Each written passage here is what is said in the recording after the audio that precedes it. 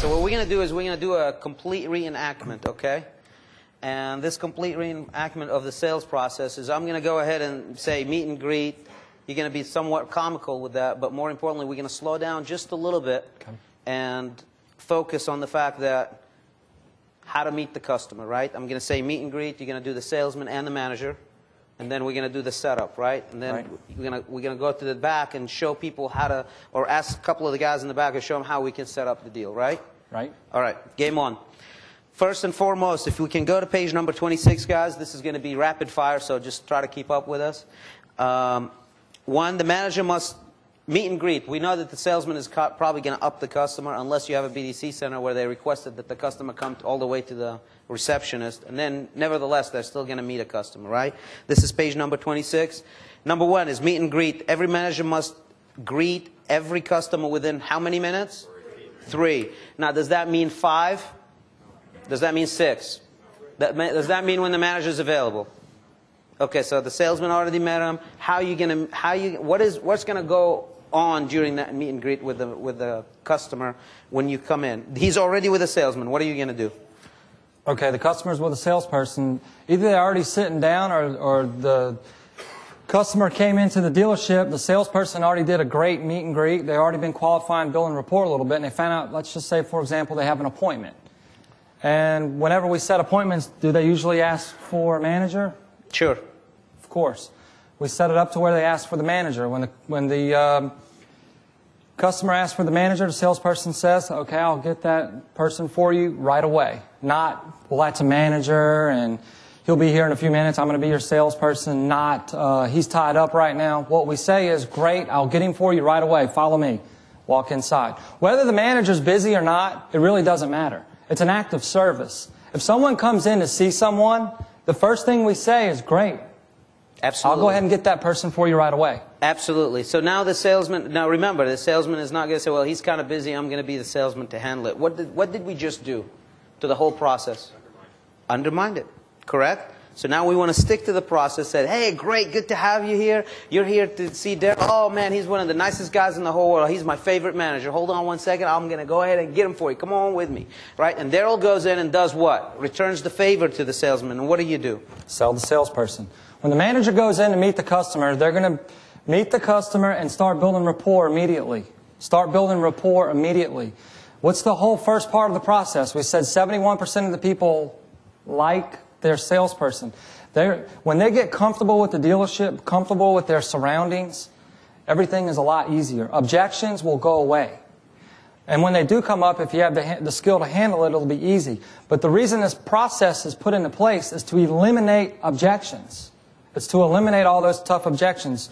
So the manager sells the salesperson. Well, Charles here is one of our best salespeople. He knows exactly what to do. And since you guys already have an appointment, you're way ahead of the game. Once he gets a little bit more information from you and lets you verify the information that we already have, we'll get the ball rolling. And then you get rapport and the manager's out of there, and it's like, wow. Absolutely. Did you guys catch that? It's very simple. It's, you know, Charles is one of our best salespeople. You can get personal if you want to know a few things about Charles. I tell you what, Charles, he's got a great family. He's got a beautiful daughter. She comes in, and we love her when she comes in because she's always making gifts for all the managers and the salespeople. What am I doing? Playing with their hearts what? Strings, because I want to make sure that the salesmen know, and the manager know, and the customer know, and everybody knows that we're all human beings here to do what? To serve them. Another one is, hey man, I don't have anything nice to say about this salesman. He is just, you know, he's actually on the cut list, if there is such a thing. Do we have cut list? No. We don't. He's just, we never fired anybody and said, man, I wish we never fired him. Do you guys ever do that? Do you ever do that? Where you fire something and say, you know what? I wish we never fired that guy. It's always like, man, I am so glad that guy's gone. Right? But anyway, we don't have cut lists. We just do it. So moving right along, what happened is this, that the salesman, we don't like this salesman. We don't have anything nice to say about him. So what do? Man, this guy, we love this guy. It's not because him. It's not him that we like. We like his customers. His customers come visit all the time, and they bring us cookies and cakes. So next thing you know, that customer, after he buys a car, he's coming in with a cake. And you know, obviously you all know in the car business, no food will ever go to waste. I mean, we'll always eat that stuff, right? So that's what we're trying to, this is what's so important the first 2 minutes. John, am I right?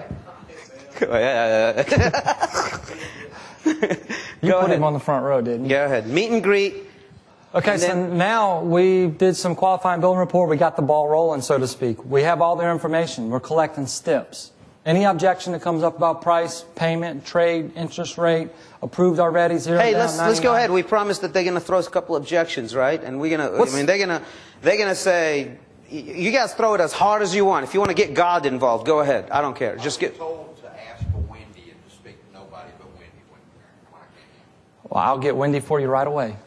If that happens up front and you say, I'll get Wendy right away, and we go get Wendy, and let's say Wendy's tied up working a deal. Right. But Wendy's in BDC. Right. Oh, Wendy's a BDR? Okay. If Wendy's a BDR... If Wendy is a BDR, this is a very good question. If Wendy is a BDR, Wendy needs to stop telling people to ask for me. Wendy is in a protective environment. She doesn't get to shake hands with customers. If she's lonely, let's find her a different boyfriend other than our customer. You know, if she has a marital problem, let's just get them some counseling. But she doesn't get to meet our customers. And tell you the truth, man, not all BDRs can meet customers even if they wanted to. I mean, some of them are just, you know, they'll scare the deal out of the dealership. You know what I'm talking about? So we need to leave that alone. The point is, they need to be sold on that manager that they're coming to meet. That specialist that they're coming to meet, So they the have to be appointment sold. gets set for who? For a mangler, for a manier, for a manager. That's who it gets set, not for a salesperson. And I know at one point or another, some of the BDRs are going to get real friendly with the salespeople, and they're going to start setting appointments for salespeople. That needs to get cut right away because it'll destroy the morale on the floor. Good. Another objection. Is that okay? Yeah. Okay. Another objection? Come on, first. Come on. Few seconds, customer comes to the dealership. What's the objections? Get a customer that just comes with a lot, not from the BDR. How do you get it to the manager at that point?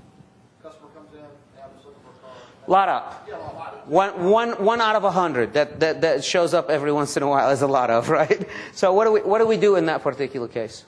Well, just like any time, you know, you go through your meet and you greet, you qualify and build rapport. Okay, it's pretty neat how we do things at our dealership. What I'd like to do is get some information from you so we can make sure we find the right vehicle for you for the least amount of money. Does that sound like something you want to take advantage of? You bring the customer inside to get the information.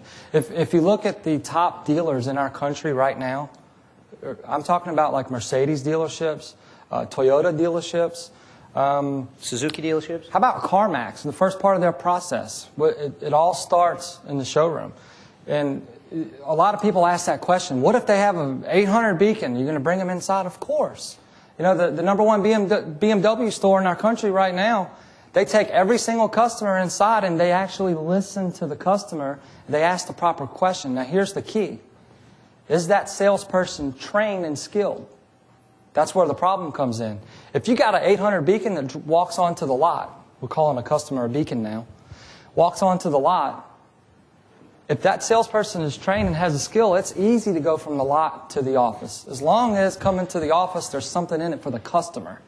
See, the problem is with us as old car guys, we're looking for something in for who? Ourselves. Yeah, and let me point out something that when you have a lot up, now remember now, the reason that we have BDCs is to kind of change a customer from a cold call or a cold lot up to a warmer invitation, right? So this particular customer saw your ad, saw your location, liked the balloon, saw the monster on top of the building and said, something's going on, let me pull in. And he comes and pulls in. That tells you how cold that customer is, right? So what we would want to do is lay it thick. Let the salesman meet him and greet him. And me as a manager, myself and my team, we're aware. We're scanning the lot constantly. And immediately when we see a customer with a salesperson, a question has to arrive and say, hey, who met that person? And as they're asking that question, they better be getting up out of their chair and walking. Not this way, and this is kind of funny. Your legs are spread eagle, and you're like, anybody waiting on that guy? Well, I mean, no. You're up. You're already rocking. No, I already met him. Okay, good, man. Because I don't need a $500 voucher coming from the boss because we didn't meet that customer. So that is one thing of how to grab that customer. But the second thing is you want to lay it thicker. You want to lay it hey man, good to have you here. Thank you so much. How did you hear about us? Well, I was just driving. Oh, my goodness, man, we're gonna make sure that you get a great deal. We'd like to have more customers like you, because the average customer, we have to spend $1,000 to bring them in. You came in, man, we're gonna make sure that you get a great deal. You're not gonna make any bad decisions today. We appreciate you. Boom, and you move on. But the process always continues. Great question. Great question. Yep. How do you counter the primary customers that have the 700 plus weekends that they're not ready to buy anything, they don't want to give you their information because they don't want to get involved? Oh man, those guys are, there's so many of those people, and the bottom line is that they're all not telling you the truth. Okay, but the bottom line is this. If that particular customer is saying that, they are just putting some protective mechanisms up front and making it very aware that if I don't like you, I have an exit strategy. So what we have to do is the salesman meet him and set him at ease. You're not going to make any bad decision. We're going to make it an information day. We're going to take care of you, blah, blah, blah. Whatever the verbiage is that you guys use at your own dealership, because each dealership has something different. And here comes the manager. And what are you going to do? There's two fears when that customer comes in. They have a fear of paying too much and buying the wrong thing. Is that right? Pretty much. They have a fear of paying too much and buying the wrong thing. It's slowing down to the basics. Most of our salespeople are meeting a customer, and as soon as we start qualifying, building rapport, we find out this customer can buy whatever they want, right? Let's just say we know they can pay cash, right? We go straight to the vehicle. The salesperson takes the customer straight to the vehicle. And then what happens to building rapport and qualifying? It's out the window. We went from hello, how are you, to straight to a vehicle. Now we're not working the process.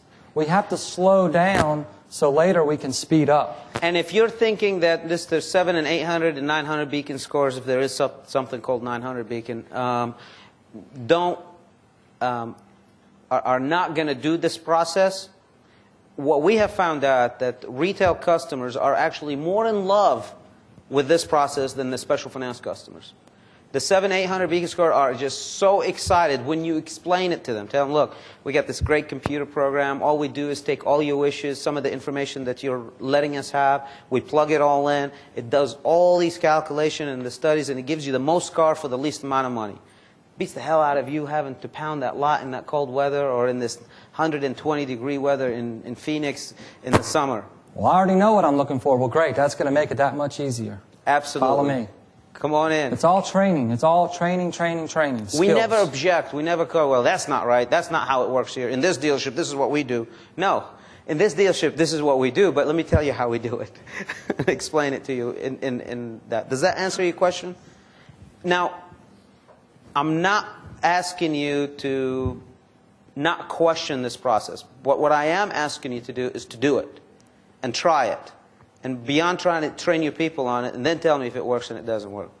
I want you to question it, because by you questioning we can overcome some objection that it's not even apparent to people. So we all learn from each other. So thank you.